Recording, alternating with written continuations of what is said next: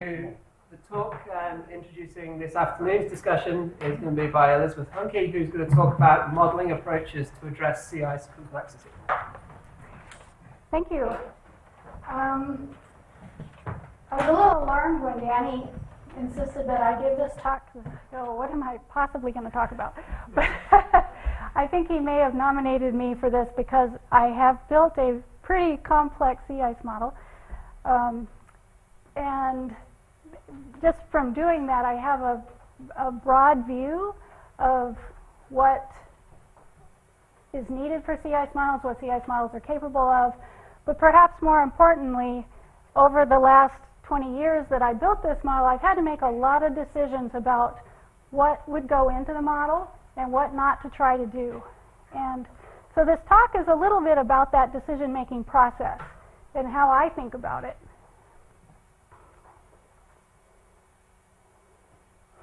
But before I talk about that, I want to show you an example of a case where we added a little bit of complexity to the model, and it came back to bite us. I mean, this was not a good thing. So this is about the emissivity, which is a parameter in the model. The emissivity basically scales the amount of outgoing long-wave radiation, and you use it for calculating the upward long wave. And here, it has a minus sign in front of it because our sign convention in the model is that the fluxes are all positive downward. That's the only reason we have a negative sign. I'm just being consistent so that I don't go crazy when I look at my model. So how this came about, oops, went too far. No, there we go.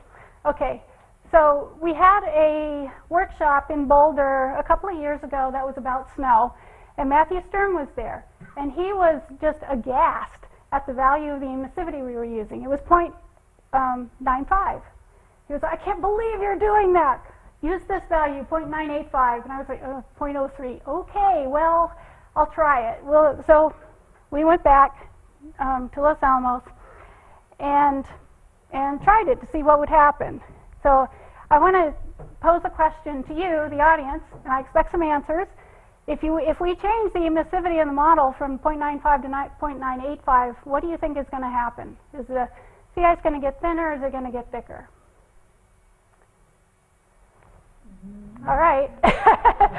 Your turn. It's not a trick question, okay? So you say thinner or thicker when you raise our hands would be easier. I would say thinner. You'd say thinner, okay?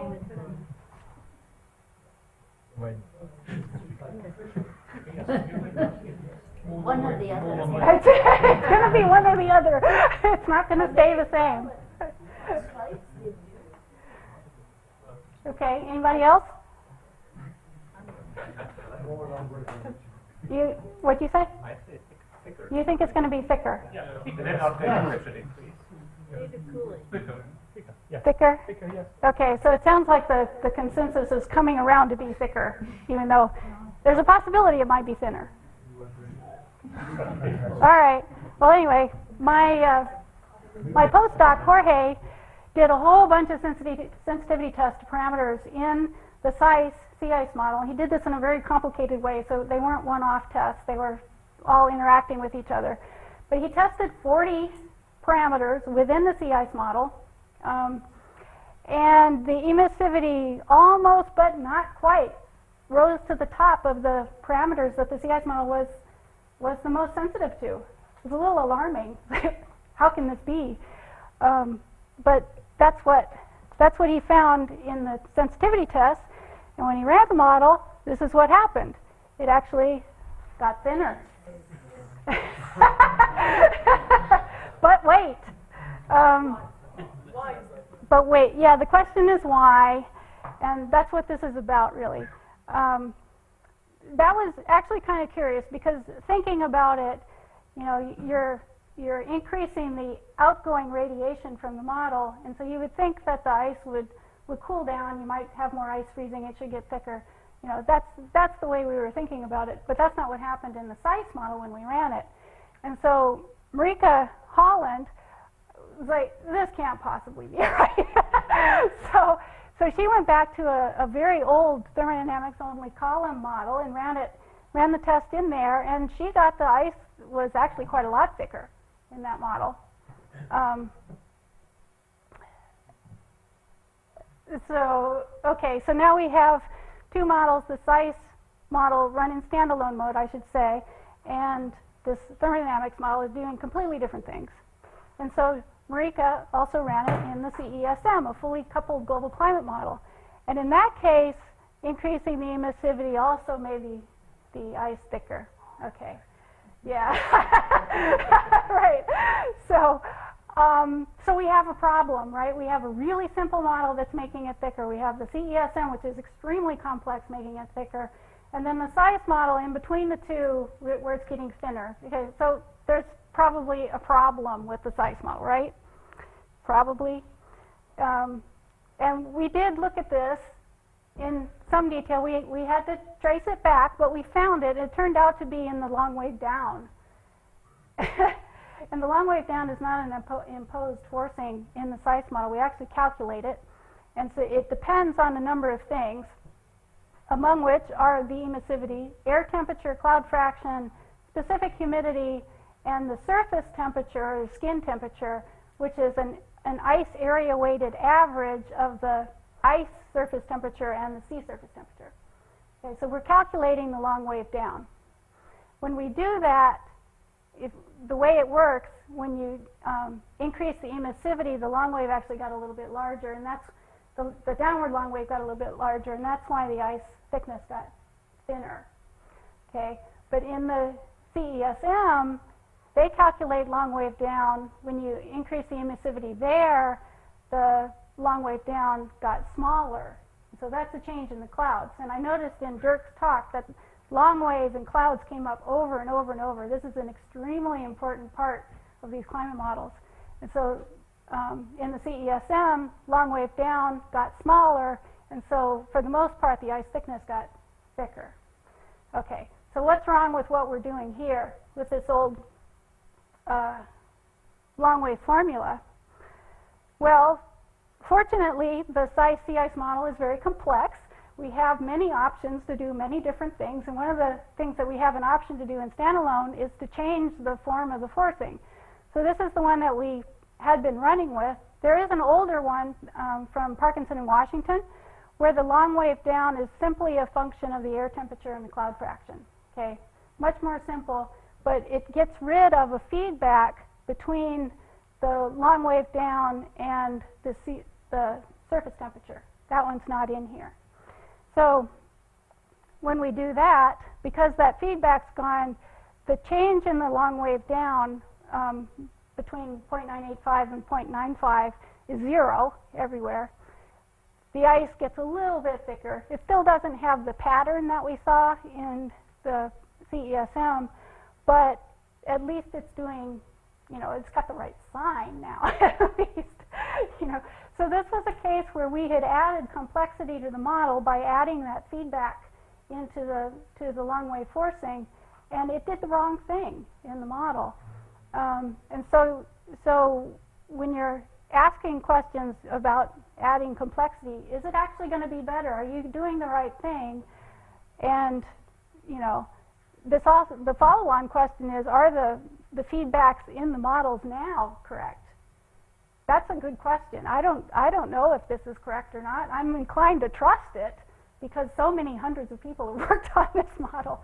But that's a standing question. So that's just something to keep in mind when we're adding complexity to these models. The feedbacks do matter, and when you add complexity, you're likely to mess with the feedbacks. Okay, so this is Danny's slide that he showed earlier. And I liked it because it gives you, at a single glance, an idea of the amount of complexity that we have in the sea ice model now. All kinds of things, thermodynamics, dynamics, they're all interacting with each other. And importantly, this is only the sea ice model. We have equally or more complex models in all the other components, like the atmosphere, extremely complex. The ocean, the land, there's land ice now, and we have things like chemistry, biogeochemistry, You know, these global climate models are just amazing to me that we get anything even resembling the Earth. It really is. You know, when you put all that stuff together, that it actually comes out reasonable. Okay, so this has come up a couple of times. When you have anything that is that complex, it's going to be expensive to buy the computers or computing cycles to be able to solve it. And so within a single global climate modeling team, you're going to have some competition among the component models. And I think Dirk mentioned this, and I think Cece might have too. But, you know, things happen like the atmosphere models are like, well, you know, the clouds are really important. We need to work on the clouds. Let's not change the sea ice model at all. We can't afford it. Put it in the cloud. You know, these kinds of conversations happen. All right, fine. I'm not going to talk about that today. That's a good conversation for the break. Okay? So what I want to talk about is the competition between representing the physical aspects of the climate system versus what it costs to do it within a component, such as the sea ice component. I think generally we associate complexity with how expensive it is. One generally leads to the other. And as a rule of thumb, I think that's fair. We can probably come up with examples where it's not true. But so from that, the rule of thumb is if you don't need to put it in, then don't put it in. Okay, don't spend money on something that you really don't need. And this was Dirk's point. But there are reasons why you might want to try it, play with it, maybe even put it into the climate model. One of them is for the physical fidelity at first order, and I'm going to come back to what I mean by that. You might also want to do it to explore new scientific questions that your current model can't get at. And the example there is we're moving into Earth system modeling with chemistry and biogeochemistry, and you know, the older climate models couldn't do that, and so we have to add stuff to them in order to be able to look at those kinds of questions. You might need to do it for robustness of the software, and you might need to do it just to find out if you need to do it. Sometimes the only way to find out is just to try it. But doing that, there are less expensive ways to do that. Okay, and those involve using simpler models. And so this is again part of what Dirk was addressing. Having a simpler version of the model, or just a simpler model, sometimes you can get a better understanding of what's going on, so then you can model it better in the more complex ones. So by a model hierarchy, what I'm referring to is a set of simpler or perhaps more diverse models in which that you can use to look at particular processes. So within CESM, the Community Earth System Model, it's a very flexible framework. So you can replace the component models like the atmosphere or the ocean or the sea ice or any of the others with what we call data models. So you can read in reanalysis data instead of running the full atmosphere model, for instance, and have everything else active. You can do things within the components, such as for the atmosphere, you can run it with a dry dynamical core. Just get rid of all the clouds, we don't need them. Okay. But then there's other configurations you can use, like a single column model that actually combines the atmosphere and the ocean just as a single column version of CESM. So that's a simpler version. You can do a lot with that. For the ocean, there's a slab ocean configuration where you basically have the mixed layer. You know, it doesn't have any dynamics. It's basically a thermodynamic ocean, but that's a lot cheaper to run if you want to just run atmosphere slab ocean simulations. And then there's another kind of model in the model hierarchy, which is not necessarily simplifying the model, but simplifying the domain or the configuration. And an example of that is the Regional Arctic System Model, which is RASM. It's actually built on the CES framework. They've changed out the atmosphere and land models. But otherwise, it's a fully coupled, highly complex climate model, but it's only for the Arctic. They have a regional domain. And this is nice because then they can constrain what's going on in the rest of the world. Those are boundary conditions. And then just look at what's going on in the Arctic. But it also has the flexibility of CESM of being able to run these other configurations because it's built on that framework. And then stepping back even a little bit farther, we can throw the physics out altogether and just use statistical models that have been trained on the physical models.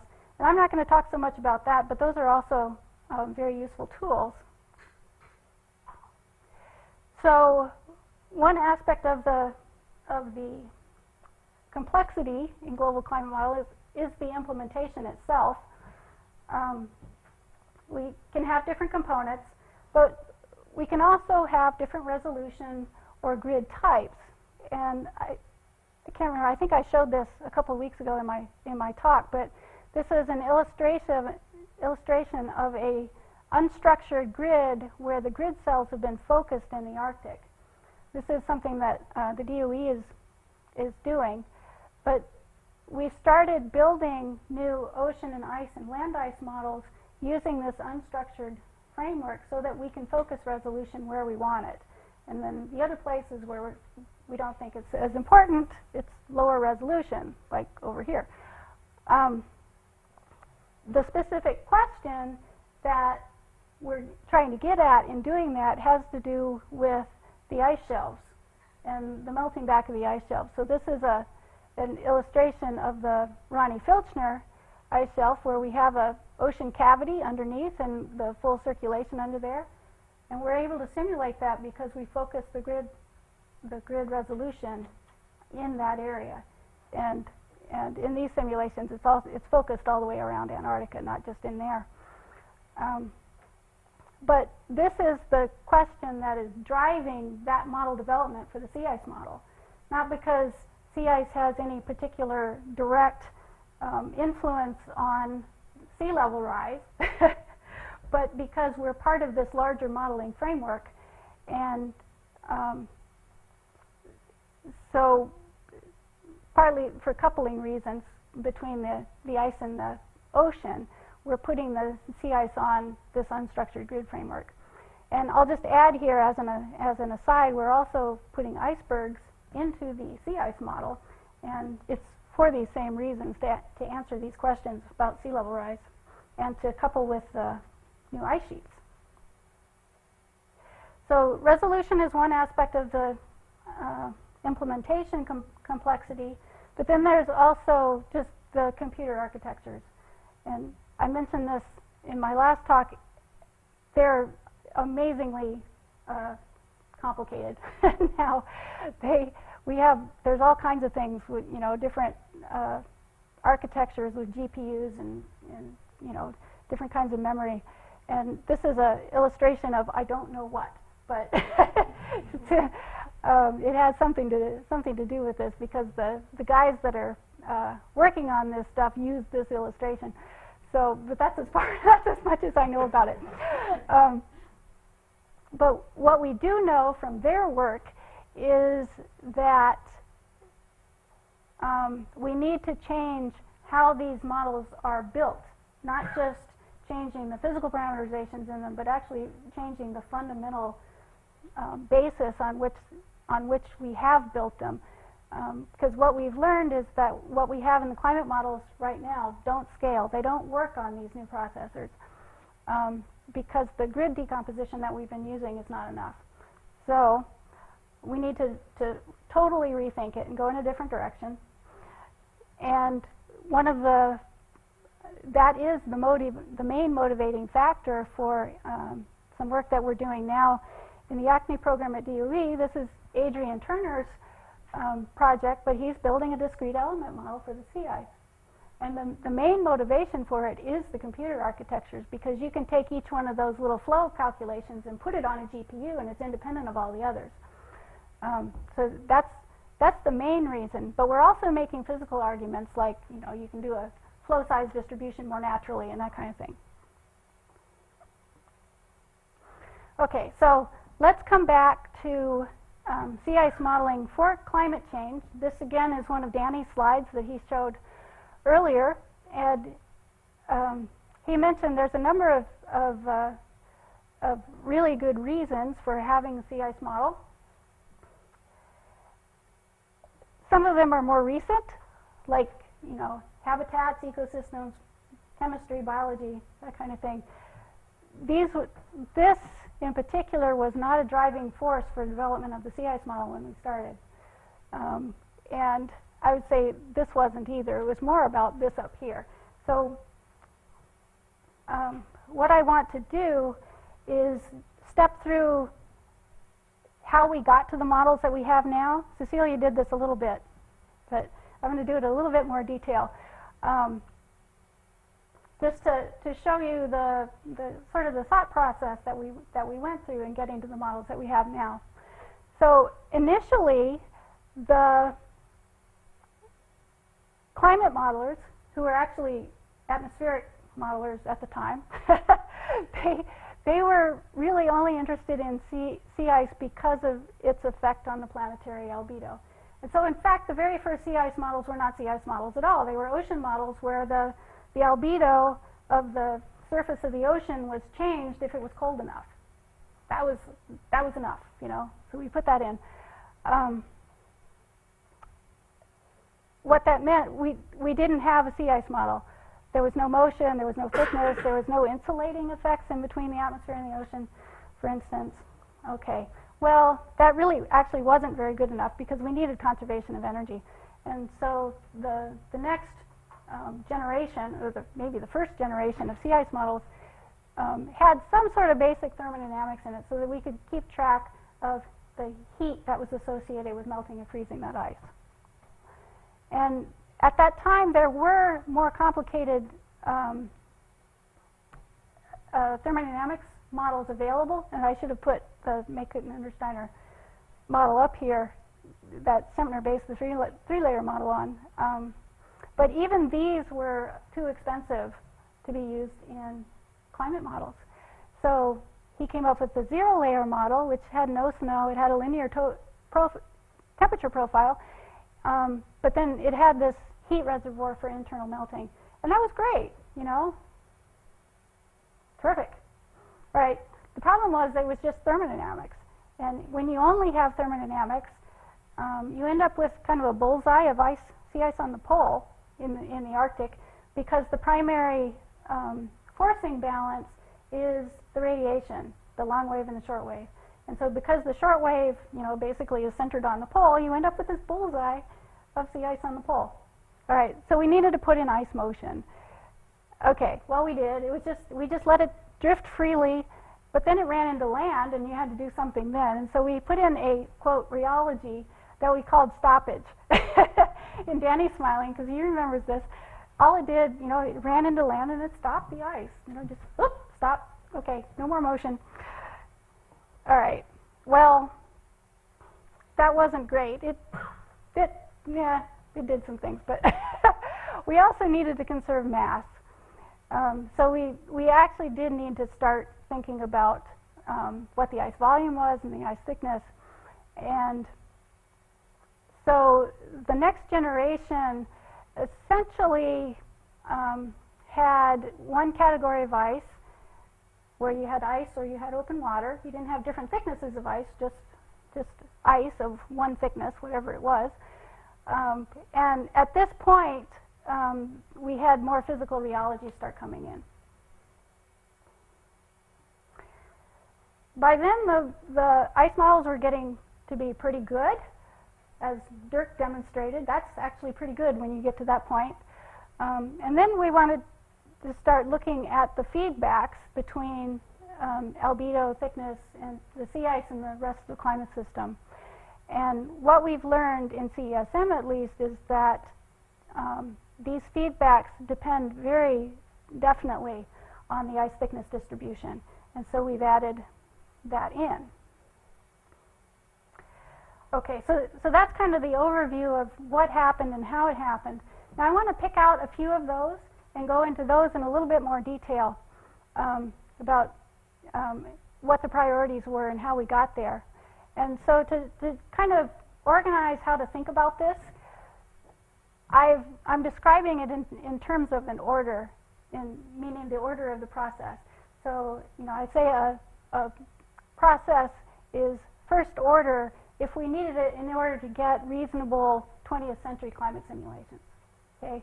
The order 0 processes were the ones that were kind of higher up on the list in the previous slide, and we know that those weren't good enough because when we ran those in the coupled models for climate simulations, the climate drifted. And so in order to keep the climate from drifting, you had to do flux corrections within the model. Okay, that's not good enough. Order 1, basically you can do 20th century climate simulations and the climate doesn't drift. Okay, so that's how I'm defining this. And order 2 is higher than that. One thing that I do want to emphasize is that there are many other aspects of the climate system besides the processes in the sea ice model that are essential for getting the sea ice simulation correct. And wind tops the list for me. You know, if the wind is blowing the wrong direction, you're not going to get the right sea ice simulation. And there's a number of those in the other components, but I'm not going to talk about those. I'm going to stick to the sea ice. And I'm going to make a rule just for this talk. It doesn't have to stick, but just for this talk, I want to say we're not going to put in any more complex physical parameterization just by justifying, well, it's better physics. That's not enough justification to put something into a global climate model. And I think Dirk made an excellent case for that this morning. We can do climate with a much simpler model. Okay? In order to get it into these models, it has to do something more than that. Okay? So that's the rule. All right. So let's look at the albedo first. As I mentioned, the order 0 model, if you will, was basically that the albedo was constant. It was open water had a value. We had a value for ice. We actually had 2 values for ice, depending on whether it was wet at the freezing point or if it was cold and dry. Eventually, we added snow, at least in one layer, and we made the albedo parameterization a function of the thickness of the ice and the snow, and also still a function of the temperature. We took that parameterization and we tuned it to Shiba, which was a field campaign back in the 90s. Okay? I'm saying this was order 1 because when we did that, we started getting reasonable climate simulations of the 20th century. And the reason was, you know, we had tuned it to Shiba. It was okay. All right. Well, is that really good enough? Well, I don't know. I think that's still actually an open question. We've started putting in more complex parameterizations, for example, for the melt ponds. But this is higher order. And I remember when Danny and Danny put in their melt pond parameterization, they were actually shocked, I believe, to see that it didn't make a huge difference in the simulations. And using the reanalysis data for the, hindcast. And the reason was because the previous one was actually doing a pretty good job. We essentially had melt ponds tuned into this parameterization because we tuned it in the summer so that the albedo was lower in the summer. So that was effectively representing the melt ponds. But, that represents the melt ponds in 1998, I think was when Shiba was. And we need this to work in the future. We don't know that the sea ice in the future is going to look like Shiba did in 1998. And so that's a reasonable justification for trying a new parameterization. Whether it's enough to actually get people to run it in the climate models is a different question. Okay, but anyhow, we also put in this really complex and very expensive multiple scattering radiation scheme. And we partly did that for the same reason. What we had in there was basically an extinction coefficient. And I suppose that was maybe okay. But we wanted to do more with the model. We wanted to do biogeochemistry in the model. And for that, we needed to be able to have dust or black carbon or aerosols land on top of the sea ice, go down into the sea ice, and actually affect the albedo as it was doing that. And you couldn't do that with the old scheme. So for this was really the reason that was driving the Delta Eddington. Or CC may disagree with me on that, but anyway, that was my reason for it. And then, we're working on other things for the albedo now. We'll see whether they're important or not, but I would maintain that all of this stuff is higher order, that we basically had it with that old albedo scheme for the 20th century. All right, so now the thickness distribution. In the early models, we didn't have a thickness distribution at all. We didn't even have ice at all. Okay, so this is after that. Once we had an ice model, we started out with one category, had ice and open water, zero layer thermo, and a very basic ridging scheme where we just conserved volume. We didn't try to do anything fancy with the ridging. We just made sure that if it was bumping up against land or converging, that we would converge it enough to account for that convergence rate, but not do anything special with it. We just conserve volume. So the first order change was actually a pretty big jump, and we did all of these things at the same time, so I can't really pull out which ones of those were important and which ones weren't. But we put in a multi-category thickness distribution with a multiple layer thermodynamics that included explicit representation of the heat in the brine pockets, or the melting and freezing in brine pockets. And we changed the ridging scheme as part of this ITD to a energy-based ridging, where we were converting the kinetic energy of the convergence into the potential energy of the ridges. Okay, that made a big difference in the model, and I would say that was an order 1 change in order to get the current climate. Now, Dirk, in his model, apparently that's not necessary. So, we can quibble about the order of things, but anyway, this is what we did. The stuff that we've done since then, and that we're still working on, is definitely higher order. Okay, so it's going to be hard to make any sort of argument that this stuff is necessary for a climate model. Okay, for the purposes of just simulating the climate. It might be necessary for other things that you might want to do with that model, like look at the carbon cycle, or what happens to black carbon, that kind of thing. But that's where we are with the ice thickness distribution. And then this is the last example that I'm going to show, which is the rheology. And so now I'm aiming this one at Danny. As I said before, we started out with free drift in this stoppage rheology. The next jump after that was actually a pretty big jump, putting in the viscous plastic rheology. You've heard about that a good bit. What this did was basically represent a fundamental aspect of sea ice, which I think really needed to be in the model. Even though it was one category, it did allow the sea ice to diverge, and it also resisted convergence. I think that's the fundamental thing that the VP rheology captures. You can quibble about the yield curve and flow rules and that kind of thing, but it needs to do this, and it does it. What has been worked on a good bit since then, there's been a lot of work. There's different shapes for the yield curve. We're still using this ellipse. Why? Well, we tried some of the others, and they just didn't make that much of a difference. You know, you can run with them. If it's not too expensive, sure, run with it, whatever. But they are a bit more complex to implement. This one's really simple.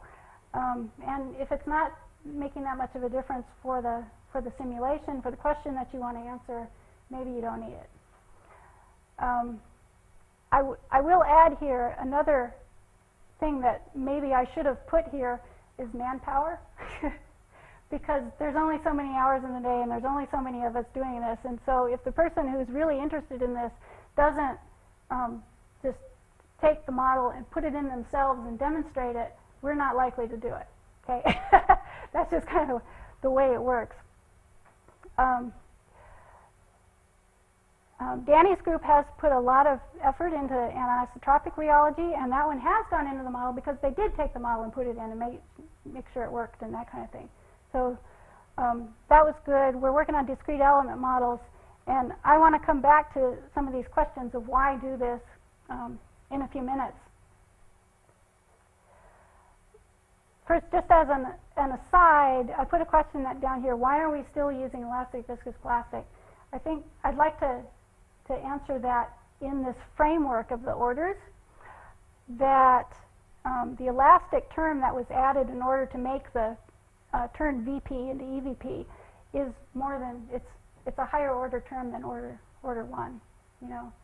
So, and we've seen that multiple times. We've done lots of sensitivity studies on it. And you do see the effects in the simulation, but it just doesn't have that big of an effect on the climate. So it is computationally efficient. And so we are still using it. But I'm excited for people to come up with something better. All right. So here's another question for the audience. How many of you have never put in a funding proposal with a statement like this in it? My process must be fixed in the global climate model in order for them to possibly correctly simulate the recent loss of Arctic sea ice and therefore to simulate future climate. Has anybody never put in? Okay. Well, maybe if you've never put in a proposal for sea ice. Right? Yeah. Okay. Yeah. Well, I get to read a lot of funding proposals. And I see this over and over and over. My opinion about this is that if you want to put this into your funding proposal, your process had better be an atmospheric one. That's kind of where I am, especially long wave clouds, that stuff. You know, there's some ocean things that matter here too, but for the most part, the sea ice processes themselves are probably not what's happening here. Okay. So I'm about to transition into the discussion, and so I put up Ed's slide. Is it Danny's favorite? Okay. And for the discussion, what I would like to do, or what I was thinking about doing, is try to draw out your opinions about what you think is important for modeling the future climate. But we might want to expand that a little bit, or maybe change the question a little bit, because there's a lot of other things besides climate. I mean, climate's way out here on this thing, and there's lots of other uses for the model, and that's part of the reason that my model is complex, is because we've done a lot so that it can be flexible to answer lots of different kinds of questions. So for the discussion, maybe we should first decide what question we want to answer. Do we want to talk about modeling the climate of the future? Do we want to talk about modeling some other thing that we could do with the sea ice model? And then from there, I'd like pros and cons on these processes that I know of that are being worked on, about why should we consider putting them into our climate model. So, okay, with that, I'm going to end the talk and start the discussion session, okay? So you don't have to clap. Don't do that. Okay.